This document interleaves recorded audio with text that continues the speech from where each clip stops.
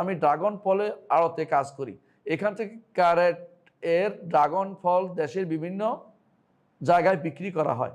Dragon ফল বিক্রি করার সময় ক্যারেটের উপরিভাগের ফল দেখে দাম নির্ধারণ করে। এগুলা এমন আমরা ড্রাগন ফল ক্যারেট করার সময় ছোট ফল নিচে দেই, বড় ফল উপরে দেই, যাতে করে কম দাম ভালো পাওয়া যায়। এটা কি ঠিক হচ্ছে?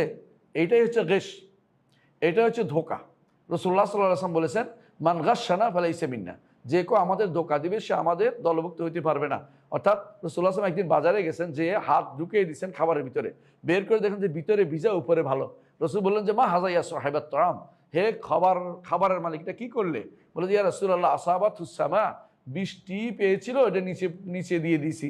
রাসূল বললেন যে, হাল্লা জাআলতাহু ফওক, উপরে রাখলে না কেন? মান গাশশানা ফালাইসা মিন্না।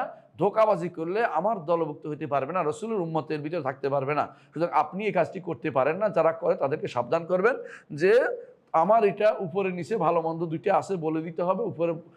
উপরে ভালো বড়টা রাখা, নিচে ছোটগুলি নিচে রাখা, এটা হলো ঘেস, এটা করা যাবে না। বা আপনি এটা বাছাই করে দেখবেন না, যেমনি আসে এমনি রাখবেন, দেখে সে নেক, এটা হচ্ছে নিয়ম। কোনো দেখে শুনে নেক, এটা তাকে বলবেন দেখে শুনে আপনি না নেন, এটা কোনোভাবে পরিবর্তন করতে পারি না, বা ইচ্ছা করে পরিবর্তন করে ভালোটা বড়টা উপরে দিয়া ছোটটা নিচে দিতে পারবেন না। আশা করি বুঝে আসছে আপনার।